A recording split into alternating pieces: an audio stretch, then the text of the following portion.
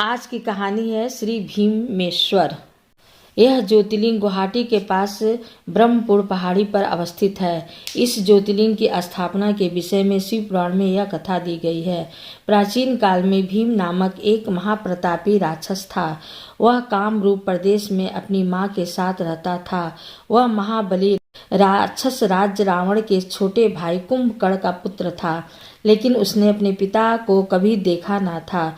उसके होश संभलने के पूर्व ही भगवान राम के द्वारा कुंभकर्ण का वध कर दिया गया था।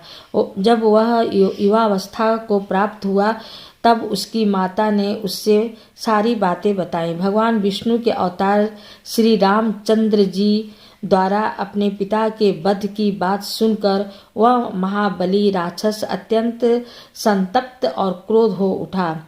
अब वह निरंतर भगवान श्री हरि के वध का उपाय सोचने लगा। उसने अपने अभिष्ट की प्राप्ति के लिए 1000 वर्ष तक कठिन तपस्या की। उसकी तपस्या से प्रसन्न होकर ब्रह्मा जी ने उसे लोक विजयी होने का वर दे दिया। अब तो वह राक्षस ब्रह्मा जी के उस वर के प्रभाव से सारे प्राणियों को पीड़ित करने लगा। उसने देवलोक पर आक्रमण करके इंद्र आदि सारे देवताओं को वहां से बाहर निकाल दिया। पूरे देवलोक पर अब भीम का अधिकार हो गया। इसके बाद उसने भगवान श्री हरि को भी युद्ध में परास्त किया। श्री हरि को पराजित करने के पश्चात उसने कामरूप के परम शिव भक्त राजा सुदक्षिण पर आक्रमण करके उन्हें मंत्रियों अनुचरों सहित बंदी बना लिया। इस प्रकार धीरे धीरे उसने सारे लोकों पर अपना अधिकार जमा लिया। उसके अत्याचार से वेदों, पुराणों, शास्त्रों और स्मृतियों का सर्वत्र एकदम लोप हो गया। वह किसी को कोई धार्मिक कृत्य नहीं करने देता था। इस प्रकार यज्ञ, दान, तप, स्वाध्याय आदि के सारे काम एकदम रुक गए। उसके अत्याचार की भीषणता से घबरा कर ऋषि मुनि और देवगण भगवान शिव की शरण में गए और उनसे अपना तथा अन्य सारे प्राणियों का दुख कहा। उनकी यह प्रार्थना सुनकर भगवान शिव ने कहा, मैं शीघ्र ही उस अत्याचारी राक्षस का संहार करूंगा। उसने मेरे प्रिय भक्त कामरूप नरेश सुदक्षिण को भी सेवकों सहित बंदी बना लिया है। वह अत्याचारी असुर अब और अधिक जीवित रहने का अधिकारी नहीं रह गया है। भगवान शिव से यह आश्वासन पाकर ऋषि मुनि और देवगण अपने अपने स्थान को वापस लौट गए। इधर राक्षस भीम के बंदी गृह में पड़े हुए राजा सुदक्षिण ने भगवान शिव का ध्यान किया।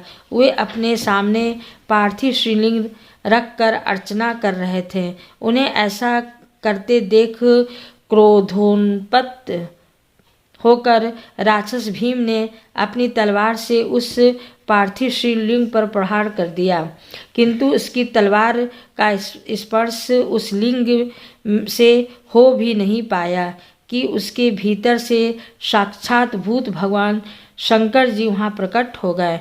उन्होंने अपनी हुंकार मात्र से उस राक्षस को वहीं जलाकर भस्म कर दिया।